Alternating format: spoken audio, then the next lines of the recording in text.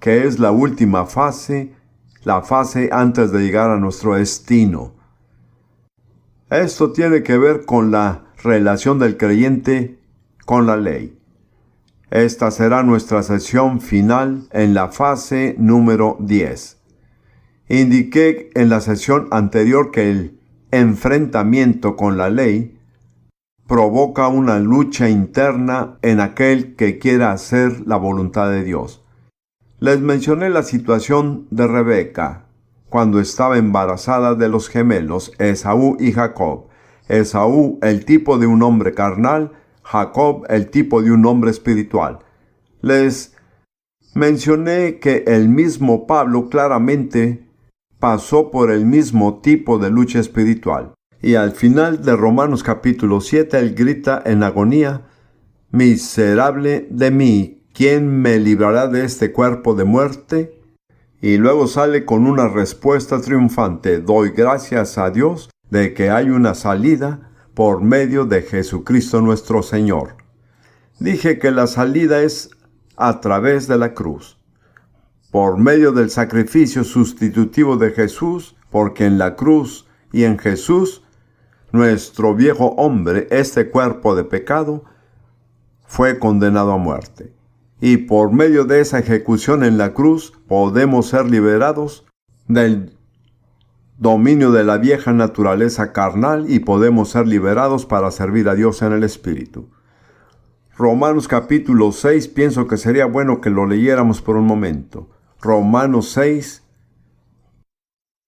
versículo 6. Sabiendo esto, que nuestro viejo hombre, el antiguo yo, fue crucificado juntamente con él. Es un hecho histórico, como lo había mencionado. Ya sea que lo sepan o no, es verdad. Pero el saberlo y creerlo lo hará cambiar.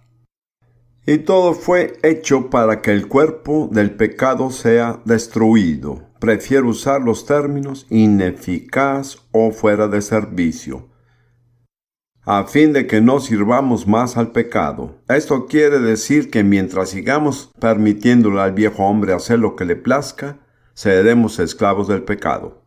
En Romanos 6:6, esto se presenta como algo que se hizo para nosotros. Nuestro viejo hombre fue crucificado junto con él, nuestra naturaleza carnal. Pero hay otra cara de esta verdad que les quiero compartir.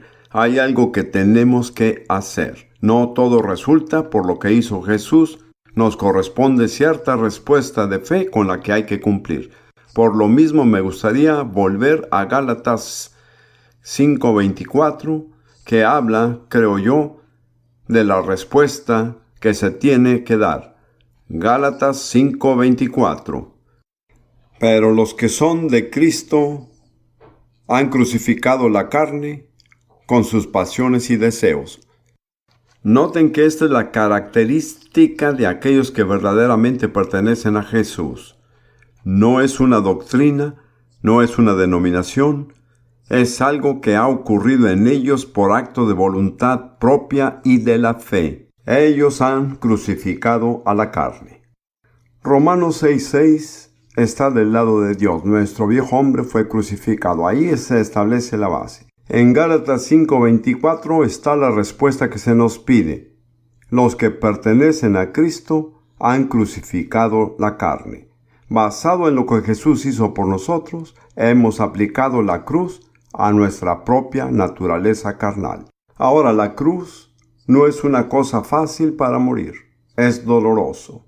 Y hay una cierta medida de dolor inevitable al entrar en esta vida de libertad y victoria. Solo se puede lograr mientras crucificamos la carne. Y de cierta forma, tenemos que tomar los clavos y clavarlos en nuestras propias manos y propios pies, y asumir nuestro lugar voluntariamente en la cruz en identificación con Jesús en su muerte. Quiero enfatizar de nuevo que no quedarán libres del dolor, pero es el mejor camino. Quiero que pasemos a una escritura que por muchos años no la entendía. En 1 de Pedro capítulo 4,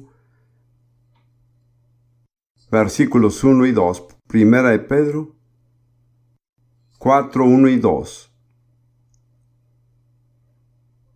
Puesto que Cristo ha padecido por nosotros en la carne, vosotros también armaos del mismo pensamiento. En otras palabras, decídanse de una vez porque van a tener que sufrir en la carne. Pues quien ha padecido en la carne, terminó con el pecado. Esa sí que fue una declaración que me asombró. Yo pensé que Jesús tomó todo el sufrimiento, con todo lo que hizo en la cruz. ¿Por qué tenemos que sufrir en la carne? Pero me atraían esas palabras, pues quien ha padecido en la carne terminó con el pecado. Yo pensé, y me pareció algo maravilloso poder terminar con el pecado. De cierta forma me desanimó tal afirmación, me atraían las consecuencias. Entonces comencé a orar y meditar en ello. Ahora vamos a ver el siguiente versículo antes de seguir. Terminó con el pecado, para no vivir el tiempo que resta en la carne, se refiere al cuerpo físico, conforme a las concupiscencias de los hombres, sino conforme a la voluntad de Dios. Otra vez me siento muy atraído y a esa posibilidad de no vivir el resto de mi vida para las concupiscencias de mi naturaleza carnal, sino para hacer la voluntad de Dios. Pero como conozco mi propio corazón, es mi deseo hacer la voluntad de Dios. Pero al parecer, el camino va a ser doloroso. Y no sé por cuánto tiempo lo estuve meditando, pero creo que Dios me ha mostrado la respuesta y se las quiero compartir. Pienso que es extraordinariamente práctico. Yo diría que en cierto sentido ustedes tienen dos opciones. O sufren a la manera de Dios, o sufren a su propia manera, pero ustedes sufrirán. Quien dice que no hay sufrimiento en la vida cristiana les está engañando y eso va directamente en contra de las Escrituras. Así que permítame darles un pequeño ejemplo para que se entienda más fácilmente, en lugar de explicaciones muy elaboradas. Tenemos a una bella y joven cristiana que tiene unos 20 años. Ha tenido un encuentro maravilloso con el Señor, se ha llenado del Espíritu Santo, realmente desea servir a Dios, es miembro de una buena iglesia y tiene un pastor agradable, misericordioso y maduro. Después, un joven entra en su vida. Claro, eso nunca sucede en la vida real, es una suposición. Y él no es un cristiano comprometido, pero se interesa muchísimo por ella. Y le dice, bueno, iré a la iglesia contigo, lo que tú digas, me quiero casar contigo, haré lo que tenga que hacer para casarme contigo.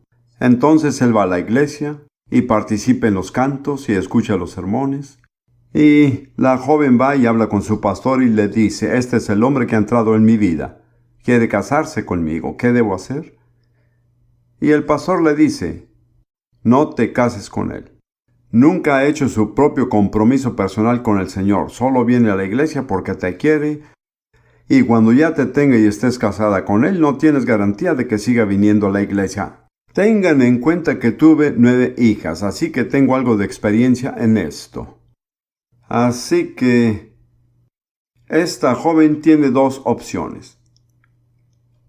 Lo correcto es aplicar la cruz a su naturaleza carnal. Su naturaleza carnal anhela a este hombre. Se llena de todo tipo de ilusiones bonitas de un hogar y con niños y de felicidad. Continuamente se imagina al joven siendo como ella quiere que sea. ¿Se ha fijado lo fácil que es para nosotros hacer eso con la gente? No vemos a otros como realmente son, los vemos de la forma que nos gustaría que fueran. Y con el tiempo nos sentimos desilusionados cuando descubrimos quiénes son. Quizá esto nunca les haya pasado, pero hay personas a que sí les ha pasado. Así que la solución número 1 es obedecer la palabra de Dios dicha por mi pastor. Me doy cuenta de que tiene mis mejores intereses en el corazón y por eso voy a clavarle los clavos a mi propia naturaleza carnal. Voy a tomar mi lugar en la cruz y proclamar que estoy crucificado con Cristo. Todo deseo en mí que no sea de Dios y que esté fuera de la voluntad de Dios, lo sentencio a muerte. Estoy tomando mi lugar en la cruz. Pongo esos clavos sobre mis propios caprichos, deseos y pasiones. Eso es doloroso. Pero el dolor no durará mucho. El dolor conduce a algo que es hermoso y maravilloso, una vida que verdaderamente se vive para Dios. La otra solución es la solución mala. No le hace caso a su pastor y prosigue a casarse con el hombre y 15 años después la deja con 3 hijos por otra mujer. Y llevó una vida miserable durante 15 años. No me digan que eso no es doloroso. Eso es mucho más doloroso que tomar la solución de Dios. A lo largo de 15 años entendió de que no vale la pena casarse con el hombre equivocado. Pero ha sido una manera muy larga y dolorosa de captar la realidad. Sea cual sea la forma en que entra en el propósito de Dios y en la comprensión de la voluntad de Dios, le va a ser doloroso. Pueden sentir dolor a la manera de Dios, aplicando la cruz en sus propias vidas, o enfrentar el dolor que el mundo ofrece, que es muy desagradable. Es una senda muy larga para regresar cuando está afuera de la voluntad de Dios y siguen sus propios deseos y caen en su propia naturaleza carnal. No dudo que al menos haya uno aquí esta noche a quien Dios le esté hablando en este momento. Me da cierta sensación cuando digo algo dirigiéndome a alguien. No tengo idea de quién será y no es mi intención descubrirlo. Solo quiero decirle que si estoy describiendo su situación o algo así, mi consejo es que elija el camino de Dios. Es doloroso, tiene que negarse a sí mismo, tiene que cargar con su cruz. ¿Sabe cuál es su cruz? Alguien definió la cruz de estas 2 maneras. Primero que nada es el lugar donde nuestra voluntad y la voluntad de Dios se cruzan. Cada persona que sigue a Jesús tiene en algún momento que llegar al punto que dice: no se haga mi voluntad sino la tuya. Jesús no es el único que tuvo que decirlo. Y la otra descripción de la cruz es el lugar donde uno muere. Es el lugar de su ejecución. Dios no le va a imponer la cruz. Jesús dijo: si alguno quiere venir a mí, tome su cruz y sígame. Y no se puede seguir a Jesús si uno no se niega a sí mismo y toma su cruz. La cruz es el instrumento de ejecución, pero es el camino a la liberación.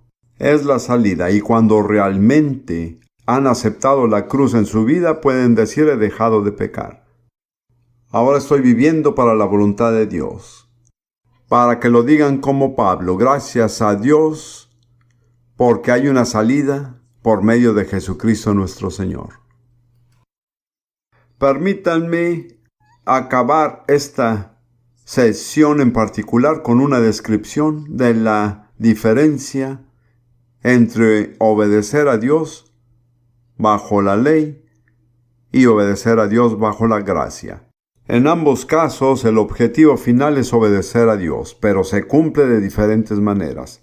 Para ilustrarlo, quiero tomar un mandamiento simple que se da tanto en el Antiguo Testamento bajo la ley de Moisés como en el Nuevo Testamento en una de las epístolas. Exactamente las mismas palabras y se aplican tanto si estamos bajo la ley o bajo la gracia. Quiero tratar de esbozar brevemente la diferencia en cómo se aplican. El mandamiento es: seréis santos porque yo soy santo. Es un mandamiento muy simple. Y en una de las partes que se da es en Levítico, capítulo 11, versículo 45.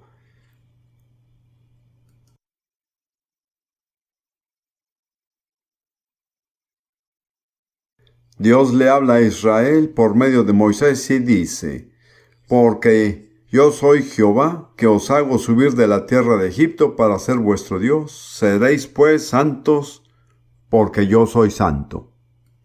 Ahora, en su contexto, significa que hay que seguir un conjunto tremendamente complicado de reglas que son dadas en los versículos anteriores a este capítulo.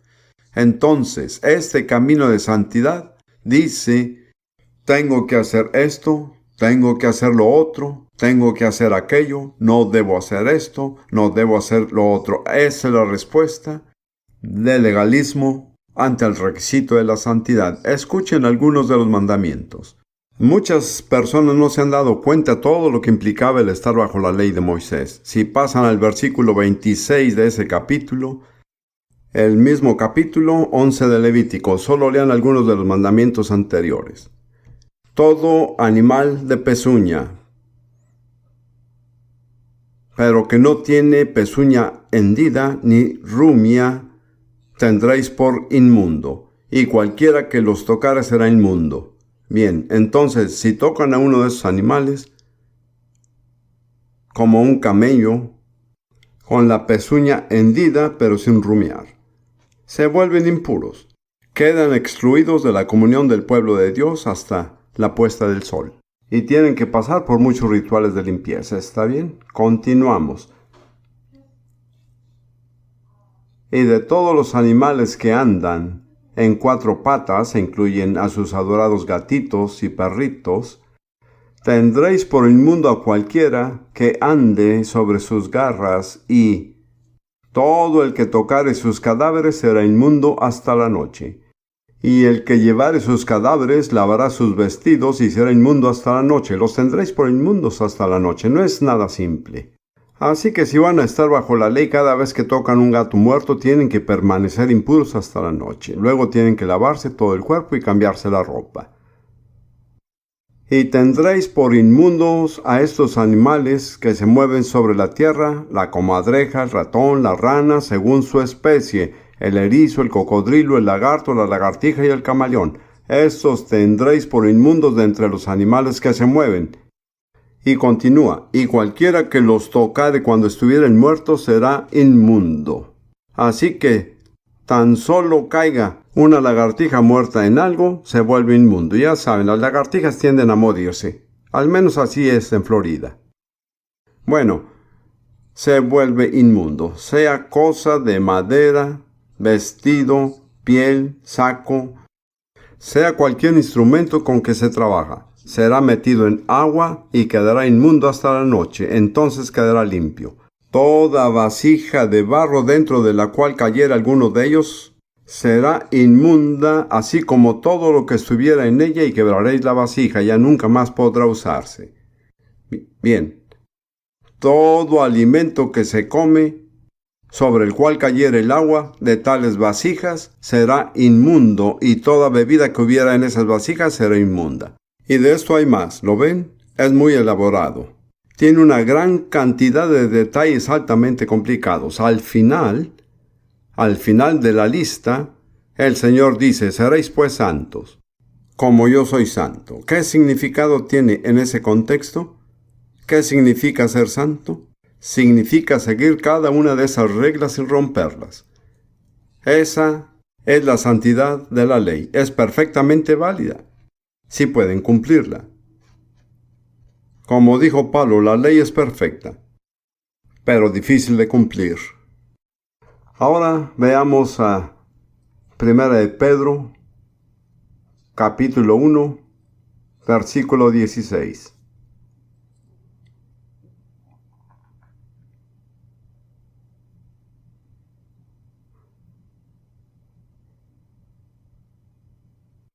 Vamos a leer del versículo 14. Se dirige a los cristianos que han aceptado la redención de Jesús en su nombre. Como hijos obedientes, no os conforméis a los deseos que antes tenías, estando en vuestra ignorancia, sino como aquel que os llamó es santo. Sed también vosotros santos en toda vuestra manera de vivir, porque escrito está, sed santos porque yo soy santo. ¿En dónde está escrito? En Levítico 11:45. ¿Se entiende? ¿Acaso Pedro nos dice que debemos seguir todas estas reglas sobre lagartijas, gatos y perros? Claro que no. Él debió haber tenido otra expectativa. ¿Cuál es la alternativa? La santidad de la ley dice, tengo que seguir todas estas reglas, tengo que hacer eso, aquello, lo otro, debo hacer eso. ¿Cuál es la respuesta de fe a esto? ¿Cuál es la alternativa? Pienso que es una pregunta muy importante. Intentaré simplificarla sin prolongarme mucho. La respuesta de la fe es que Jesús en mí es mi santidad. No dependo de mí mismo, no sigo un conjunto de reglas, dejo que Jesús sea santo en mí y a través de mí. Había una señora que estaba en una congregación y que era bien conocida porque llevaba una vida santa. Una vez alguien le preguntó a hermana fulana cuál es el secreto de la victoria en su vida. Ella contestó: cada vez que Satanás toca la puerta, simplemente dejo que Jesús responda. Esa es la descripción más simple que se me ocurre de la santidad de la fe. No me enfrento a Satanás por mi propia fuerza. No enfrento esos desafíos con mi propia fuerza. De lo contrario, sería derrotado. Busco a Jesús y le digo: Jesús, en mí, hazte cargo de esta situación. Permítanme leer unos cuantos versículos al respecto. 1 Corintios, capítulo 1, versículo 30. 1 Corintios 1, 30. Mas por él se refiere a Dios. Estáis vosotros en Cristo Jesús, y no por nosotros mismos, es por él que estamos todos en Jesucristo, el cual nos ha sido hecho por Dios sabiduría, justificación, santificación de santidad y redención. Si me encuentro ante una situación en la que necesito sabiduría, ¿qué debo hacer? ¿Respondo con mi propia astucia? No, yo digo: Jesús, tú eres mi sabiduría. Dejo que tú seas para mí sabiduría. Si me enfrento a una situación en la que me siento tentado y mi integridad es desafiada, ¿qué debo hacer? ¿Me esfuerzo en algo? No. Voy a decir: Jesús, eres mi justicia, te dejo esta situación. Si me enfrento a ese desafío de santidad del que estamos hablando, yo digo: Jesús en mí es mi santidad. No tengo que esforzarme, no tengo que luchar. Debo dejar que Jesús se apodere de mí y de la situación. Igual que la redención. De igual forma, hay una escritura hermosa la cual muchos conocemos en Filipenses 4:13. Filipenses 4:13. Todo lo puedo en Cristo que me fortalece. ¿Cuánto puedo hacer? Todo. Eso no quiere decir que pueda hacer todo lo que quiera. Ojalá no lo tomen así. Significa que puedo hacer todas las cosas que Dios quiere que haga. Puedo hacer todas las cosas que expresan obediencia a Dios por medio de Él, quien me fortalece. Me gustaría darles una traducción más literal de lo mismo: por medio de aquel que me fortalece desde dentro. Me parece que es una traducción muy fiel al griego. Puedo hacer todas las cosas por medio de aquel que me fortalece. Me gustaría que los repitiera. Puedo hacer todas las cosas por medio de aquel que me fortalece. Y luego solo otra declaración, en Hebreos capítulo 12, versículo 10, que trata específicamente con este tema de santidad. Hebreos capítulo 12, 10. Hablando de padres terrenales, el escritor dice: porque ellos nos disciplinaban por pocos días como les parecía, pero Él, Dios, nos disciplinaba para nuestro bien, para que participemos de su santidad. Noten que no se trata de nuestra propia santidad. Nos hacemos partícipes de la santidad de Dios por medio de Jesús, el Santo, que mora en nosotros. La clave, así como lo veo, no se trata de hacernos los fuertes de fe diciendo: yo puedo con esta situación. Hemos de decir: Dios, no puedo con esta situación. Soy débil. Reconozco mis propias debilidades. Solo me rindo a ti, Jesús. Permito que tú tomes el control. No digo que sea cosa fácil. Para mí de ninguna manera es fácil. Debido a mi experiencia como hijo único y por mis logros académicos, a lo largo de mi vida estoy acostumbrado a hacer las cosas por sí mismo. Es muy difícil para mí admitir que no puedo con algo. Es mejor dejar todo a Jesús.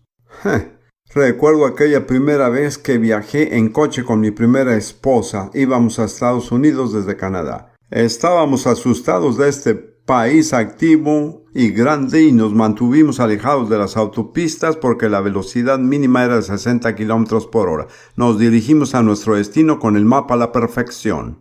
Ni un solo error. Así que antes de regresarnos, Lidia dijo que deberíamos orar antes de salir. Le dije que no había necesidad de orar. Líbreme Dios, nunca más diré algo así. Entramos en la autopista, me perdí la salida y me fui otros 43 kilómetros hasta la próxima salida sabiendo que tendría que recorrer los 43 kilómetros de nuevo. Y cuando salimos de la autopista el motor se descompuso. Nunca he vuelto a decir que no se necesita orar, pero ¿vieron cuál fue mi error? Confié en mis propias habilidades.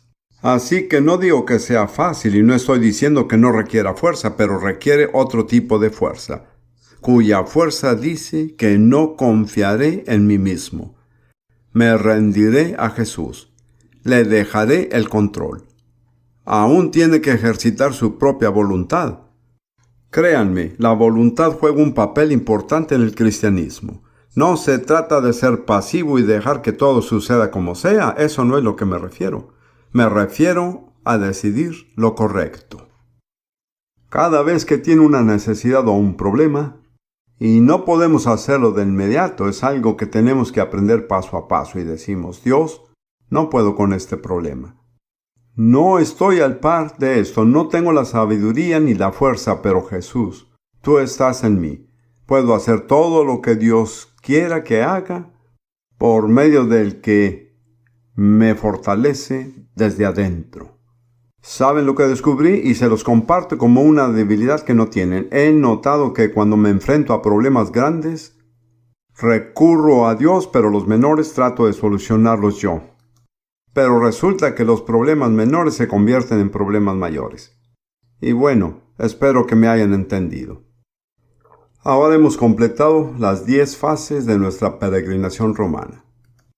Y nos encontramos ahora a la entrada de nuestro destino, que es, como ya les dije, Romanos capítulo 8, un hermoso despliegue de la naturaleza de la vida del cristiano controlada y llena del Espíritu, que ha cumplido las condiciones de Dios.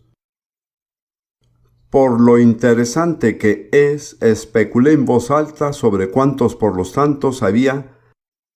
En las partes de los pasajes que hemos leído, un miembro diligente de nuestra congregación me sorprendió con la respuesta por la cual estoy muy agradecido. Así que si quieren saber cuántos por los tantos existen en el Nuevo Testamento, hay 370. En las epístolas de Pablo hay 120, o sea, un tercio de estos vienen de Pablo.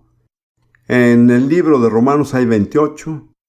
Aquí tenemos un análisis estadístico interesante. Ahora, si hemos llegado a la entrada de nuestro destino, es muy importante Romanos 8, versículo 1.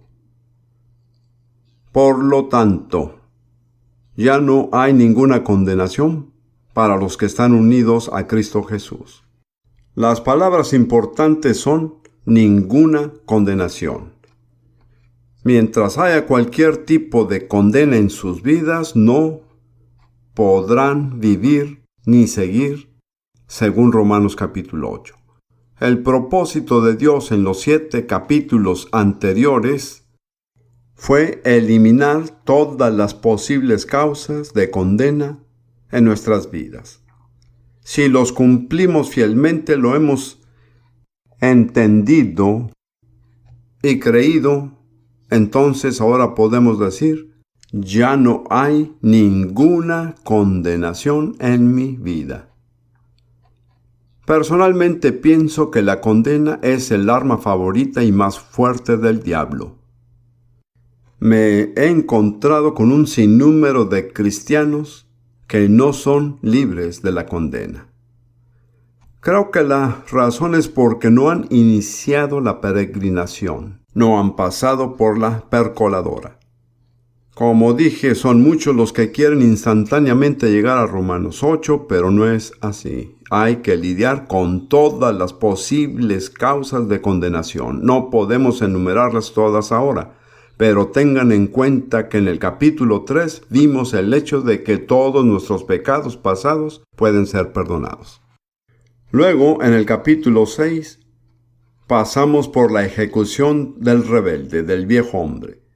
Luego, como dije, lo que me parece ser lo más difícil, en el capítulo 7, es que llegamos al punto donde no estamos bajo ninguna condenación de la ley.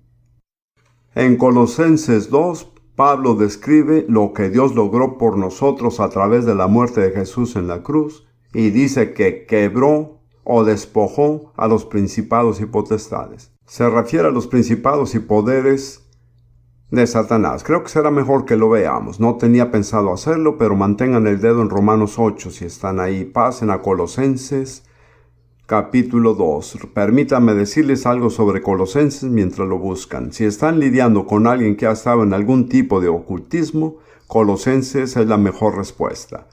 Quien lea y crea lo que dice en Colosenses nunca se volverá a involucrar en el ocultismo. Colosenses capítulo 2, versículo 13. Y a vosotros, estando muertos en pecados y en la incircuncisión de vuestra carne, os dio vida juntamente con él, perdonándoos todos los pecados con respecto al pasado, anulando el acta de los decretos que había contra nosotros. Aquí la ley fue enfrentada. Jesús clavó la ley en la cruz. Y ahí es donde termina. Más allá de la cruz, la ley no tiene reclamo sobre usted. Recuerde que el que está muerto está justificado. Ha pagado la última penalidad. La ley ya no tiene más reclamo sobre usted. Luego dice en el versículo 15, y despojando a los principados y a las potestades. Se refiere a las huestes satánicas del mal, espíritus que buscan dominarnos y destruirnos. Y luego, he aquí otro por lo tanto. Eso era lo que quería que viéramos. En el versículo 16. Por tanto, nadie os juzgue en comida o en bebida, o en cuanto a días de fiesta, luna nueva o días de reposo. ¿Se fijaron? Pablo no dice que no hemos de observar el día de reposo, es cuestión de decisión propia. Pero no debemos permitir que nadie nos condene con respecto a ello. ¿Entienden? Estar libre de condenación exige cierto grado de valor, ya que hay muchas personas religiosas cuyo pasatiempo favorito es condenarnos. Tienen que ubicar dónde están en Cristo y tienen que decir: no voy a permitir que nadie me condene con respecto a los requisitos de la ley, incluyendo el día de reposo, que, ya saben, es el número 4 de los 10 mandamientos. Bien, puedo ver que algunos de ustedes aún no han recorrido este camino por completo. Pero al menos aquí es donde debe de estar. Ahora volvamos a Romanos capítulo 8. Porque la ley del Espíritu de vida en Cristo Jesús me ha librado de la ley, del pecado y de la muerte. Hay dos leyes en acción. Una es la ley del pecado y la muerte, que los atrapa. La otra es la ley del Espíritu de vida, que solo actúa en Cristo Jesús, no actúa aparte de Cristo Jesús. Los alienta. Para darles un ejemplo muy simple, veamos este folleto que tengo en la mano. Si lo suelto, la ley de la gravedad actúa. ¿Qué le sucederá? Se caerá. Ya lo sabemos. Sin embargo, si tomo este libro con la mano izquierda y lo pongo en la mano derecha, en mi mano derecha la ley de mi voluntad invalida la ley de la gravedad y mi mano derecha puede levantar el libro que de otro modo caería. Eso es lo que significa estar en Cristo. Estar libre de la ley del pecado y la muerte, y la ley del Espíritu de vida en Cristo Jesús actúa de la manera opuesta. Bien, sigamos. Versículo 3. Porque lo que era imposible para la ley, por cuanto era débil por la carne. Y siempre Pablo indica que no había nada malo en la ley. El problema está en nuestra naturaleza carnal. Por cuanto era débil por la carne, Dios, enviando a su Hijo en semejanza de carne de pecado y a causa del pecado, condenó al pecado en la carne. Por la carne de Jesús en la cruz. Dios finalmente condenó y eliminó el pecado.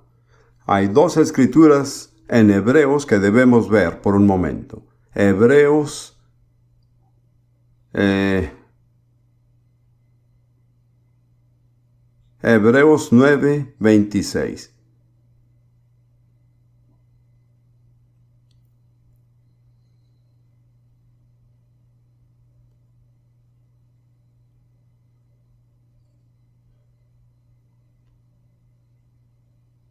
Voy a leer solo la segunda parte del versículo, Hebreos 9:26. Pero ahora, en la consumación de los siglos, Jesús se presentó una vez para siempre por el sacrificio de sí mismo para quitar del medio el pecado. ¿Qué logró al sacrificarse a sí mismo? Eliminó el pecado, acabó con el pecado, apartó el pecado del camino, puso fin a su poder y a su dominio. Ahora, haciendo la comparación de estos, tenemos que ver lo que dice Hebreos 10:3, que habla de los sacrificios de la ley. Y dice, pero en estos sacrificios, cada año se hace memoria de los pecados. Los sacrificios de la ley nunca quitaron el pecado. Lo único que hicieron fue recordarle a la persona sus pecados y cubrirlos hasta que se hiciera el próximo sacrificio. Lejos de deshacerse de la cuestión del pecado, los sacrificios de la ley constantemente y continuamente eran presentados otra vez. Pero Jesús, cuando hizo el sacrificio de sí mismo, apartó el pecado y por lo mismo ya no hay más sacrificios por los pecados. No habrá más necesidad de nada. Todo se ha resuelto con la muerte de Jesús en la cruz. Ahora pasemos al asunto más importante y práctico que aparece en Romanos capítulo 8, versículo 4. Dios lo hizo por medio del sacrificio de Jesús, para que la justicia de la ley se cumpliese en nosotros, que no andemos conforme a la carne, sino conforme al Espíritu. Ahora noten que no es la ley lo que ha de cumplirse, sino los requerimientos de la ley. Ahora esa es una palabra que ya he mencionado. Les mostraré otras dos partes donde se encuentra. Lo vimos una vez en Hebreos 5:18. Si gustan volver ahí por un momento, veremos la segunda parte del versículo que de nuevo habla de lo que Jesús hizo. De la misma manera, por la justicia de uno, vino a todos los hombres la justificación de vida. Es la misma palabra, un acto de justicia. Luego, como ya vimos, en Romanos 8:4 dice la justicia de la ley. Y creo que la versión NIV dice las justas demandas de la ley, ya que la palabra está directamente relacionada con la palabra justicia. Y luego en Apocalipsis 19, versículo 8, se presenta la imagen de la novia lista para la cena de bodas del Cordero, que es una imagen gloriosa. Me gustaría verla, pero no tenemos tiempo. Y se le ha concedido vestirse de lino fino, limpio, resplandeciente. El lino fino representa las acciones justas de los santos. Se vuelve a repetir la misma palabra. Así que son los actos justos de la ley o los justos requerimientos de la ley que deben cumplirse en nosotros. No vamos a cumplir la ley, pero vamos a cumplir el requerimiento justo de la ley. Ahora, la pregunta millonaria sería, ¿cuál es el requerimiento justo de la ley? Y si no lo saben, andan a tientas, tropezándose y no tienen idea de lo que se espera de ustedes o del rumbo que deben tomar. Tengo la respuesta a la pregunta, que es una palabra corta de 4 letras, y es una buena. Una palabra de 4 letras. ¿Cuántos saben qué palabra es? El amor. A-M-O-R. Muy sencillo. Muy práctico, muy definitivo. El requerimiento justo de la ley es el amor. Ahora veremos una serie completa de escrituras que lo dicen. Pasen antes que nada las palabras de Jesús en Mateo 22. Siempre acostumbro a acudir a Jesús como la primera autoridad. Versículos 35 y los que siguen. Es una conversación entre Jesús y un intérprete de la ley. Uno de ellos, experto en la ley, le tendió una trampa con esta pregunta: Maestro, ¿cuál es el mandamiento? más importante de la ley, ama al Señor tu Dios con todo tu corazón, con todo tu ser y con toda tu mente. Este es el primero y más importante de los mandamientos. El segundo se parece a este, ama a tu prójimo como a ti mismo. De estos dos mandamientos dependen toda la ley y los profetas. Jesús dio una respuesta muy clara, específica e inequívoca. ¿Cuál es el gran mandamiento? Número 1, amarás al Señor tu Dios. ¿Cuál es el segundo? Amarás a tu prójimo como a ti mismo. ¿Cuál es la palabra clave en ambos mandamientos? Amor. Así es. Y Jesús dijo, de estos dos mandamientos dependen toda la ley y los profetas. Imaginémonos por un momento que quiero colgar mi chaqueta y que hay una percha ahí. Me quito la chaqueta y voy a colgarla en la percha. Es muy sencillo. Primero tiene que estar la percha antes que la pueda colgar. ¿No es así? Estos dos mandamientos ya estaban en efecto antes de la ley y los profetas. ¿Entienden lo que digo? Vienen siendo la base de todo lo que está en la ley y los profetas. Todo el impacto, el orden y el propósito de la ley y los profetas se resumen en el amor por Dios y el amor por el prójimo. Ese es el requerimiento justo de la ley. Qué bonito es cuando es simple. Siempre aprecié a Corrie ten Boom, a quien tuve el gusto de conocer, y uno de mis dichos favoritos de ella es beso, B-E-S-O. Bueno, es lo sencillo. Ese es mi sincero objetivo. Cuando empiezo a complicarme me pongo nervioso. Cuando otras personas se complican me pregunto ¿dónde está el Espíritu Santo? Vamos a seguir con las siguientes escrituras. Romanos 13, 8 al 10. Romanos 13, 8 al 10. No debáis a nadie nada. Y por cierto, eso también se aplica a no se endeuden. Dejemos ese tema para otra ocasión. Qué alivio, ¿no? No debáis a nadie nada, sino el amaros unos a otros. Porque el que ama al prójimo ha cumplido la ley. Porque no adulterarás, no matarás, no hurtarás, no dirás falso testimonio, no codiciarás. Y cualquier otro mandamiento en esta sentencia se resume: amarás a tu prójimo como a ti mismo. El amor no hace mal al prójimo, así que, por lo tanto, note por lo tanto, el cumplimiento de la ley es el amor. Está muy claro. Dios no nos da ningún motivo para dudar. Luego en Gálatas 5:14 verán que hay una relación muy cercana entre Romanos y Gálatas. Gálatas 5:14. Porque toda la ley en esta sola palabra se cumple: amarás a tu prójimo como a ti mismo. ¿Cuánto de la ley? Toda la ley, así es. Y luego una de mis escrituras favoritas, 1 Timoteo 1, 5 al 7. En especial me gusta la versión Biblia de las Américas. 1 Timoteo 1, 5 a 7.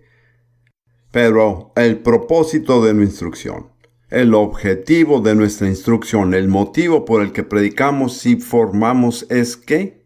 Es el amor. Nacido de un corazón puro, de una buena conciencia y de una fe sincera. Hay 3 requisitos para el amor: corazón puro, buena conciencia y fe sincera, pero el objetivo es el amor. Versículos 6 y 7. Pues algunos, desviándose de estas cosas, se han apartado hacia una vana palabrería, queriendo ser maestros de la ley, aunque no entienden lo que dicen ni las cosas acerca de las cuales hacen declaraciones categóricas. En otras palabras, cualquier tipo de conversación sobre la ley que no induce a las personas a amar es un intercambio en vano. ¿Cuántos discursos en vano hemos tenido en nuestras iglesias? Ahora les voy a contar una historia por esta escritura. Carezco yo de anécdotas graciosas propias, por eso uso las de otros predicadores. Esta viene de un hermano en el Señor, que no diré su nombre para que no se avergüence, pero la historia es sobre una madre y su hijo que están discutiendo. La madre quería que el hijo fuera a la iglesia y el hijo no quería ir. Entonces el hijo le dijo: no quiero ir a la iglesia. No me agrada esa gente y no me quieren. ¿Por qué tengo que ir a la iglesia? Dame 2 motivos. Y la madre le respondió: primero, que nada, tienes 40 años, y segundo, eres el pastor de la iglesia.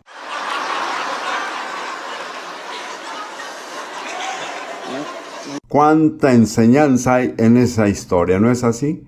Es el pastor de la iglesia, no le agrada a la gente y tampoco él a la gente. ¿Hay iglesias así en Estados Unidos?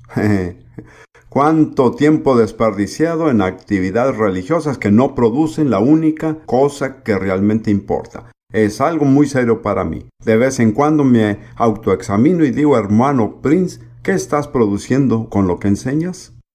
Porque si no estás produciendo amor, estás desperdiciando tus fuerzas, tu tiempo y el de otras personas. Hermanos, ¿cuánto tiempo se desperdicia en la iglesia de hoy? Los resultados muestran que no nos amamos unos a otros. Jesús le dijo a sus discípulos, en esto conocerán todos que soy mis discípulos, si tuvieres amor los unos con los otros. Hace poco estuve en un programa en el que alguien se quejaba de que el mundo juzgaba a la iglesia.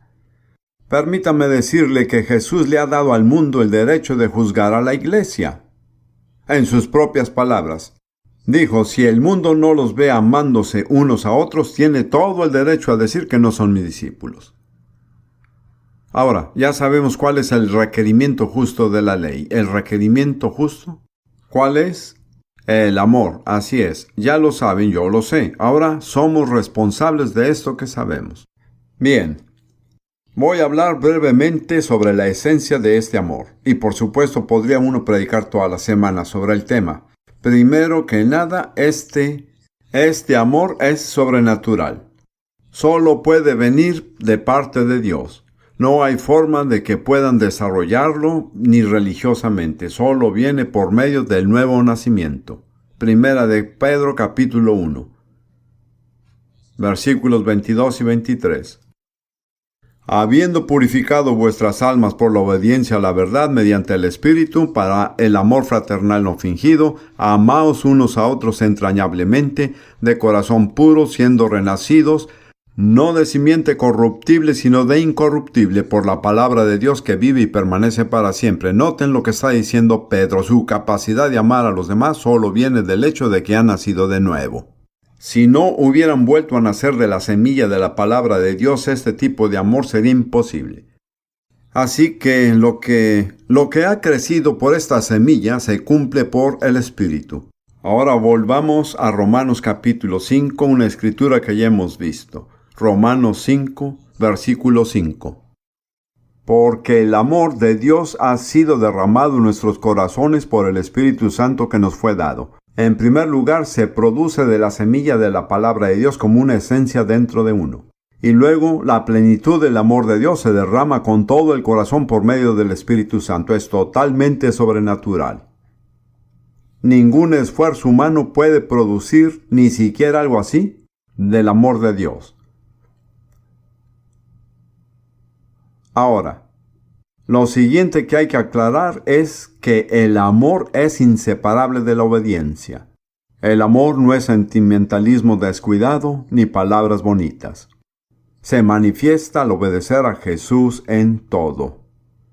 Veamos qué dice Juan 14, versículo 21. Juan 14, versículo 21. El que tiene mis mandamientos y los guarda, ese es el que me ama. ¿Quién ama realmente al Señor?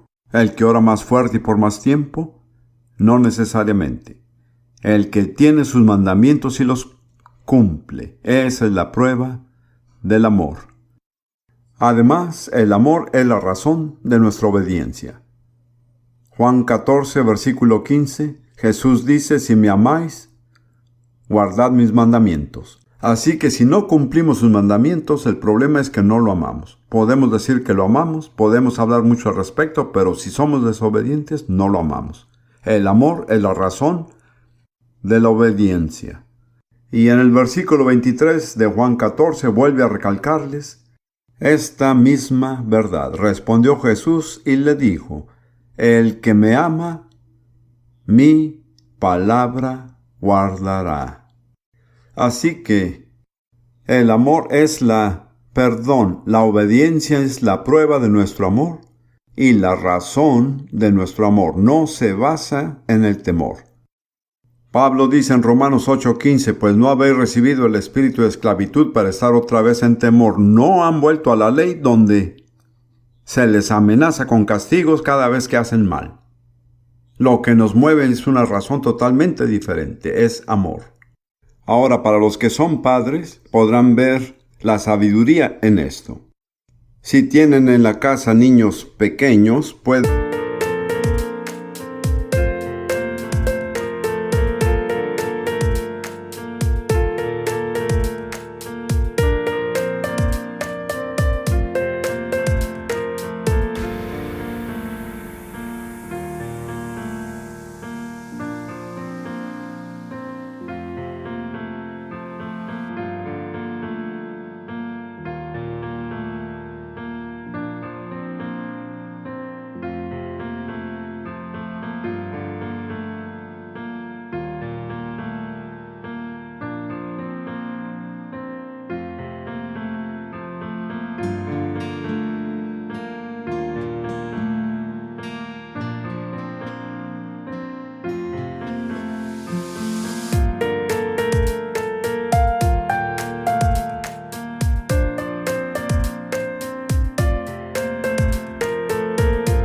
hacerlos obedientes con amenazas y castigos y gritos o con algo por el estilo. Conseguirán que obedezcan. Pero cuando sean adolescentes, se harán rebeldes.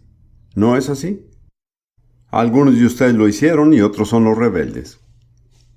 Pero si realmente hacen que esos niños los amen, incluso cuando tengan 40 años, harán lo que ustedes les pidan hacer. El amor es un motivo mucho más poderoso que el miedo. Y Dios es lo suficientemente sabio para no basar su relación con nosotros en el miedo, sino en el amor. Permítanme decirles algo para aligerarles la carga. En el momento en que vuelven a nacer, incluso si se bautizan en el Espíritu, no se vuelven perfectos en amor. Es solo el comienzo. El amor es progresivo.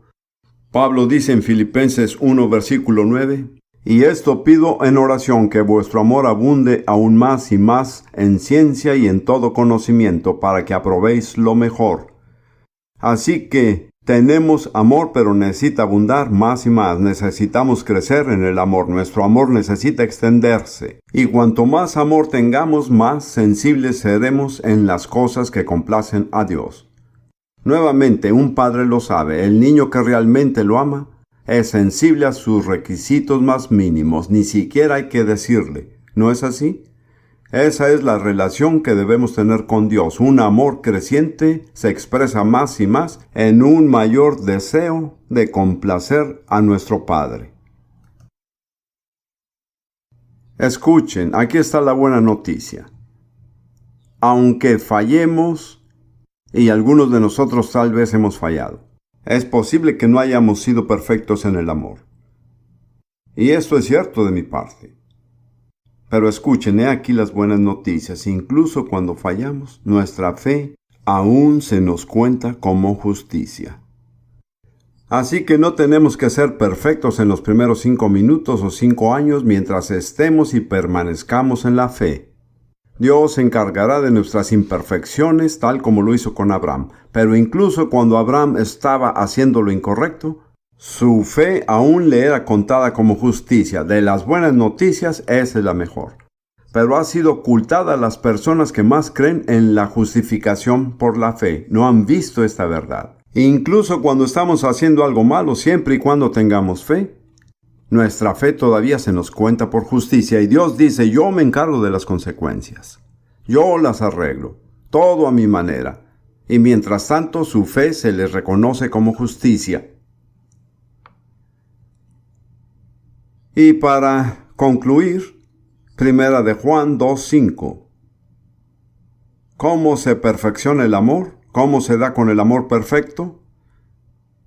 1 de Juan 2:5.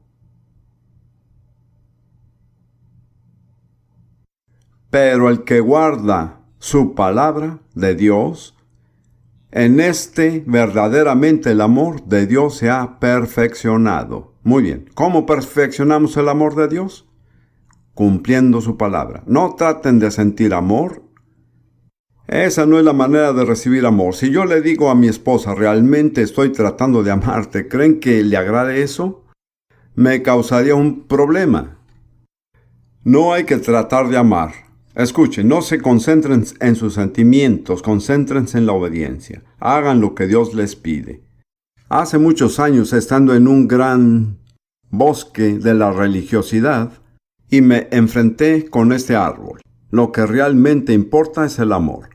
Me dije a mí mismo, pero es que no soy una persona amorosa. Yo era un hijo único, crecí sin hermanos ni hermanas, siempre vi por mí mismo e hice bien las cosas. Realmente me resultaba muy difícil preocuparme por los demás.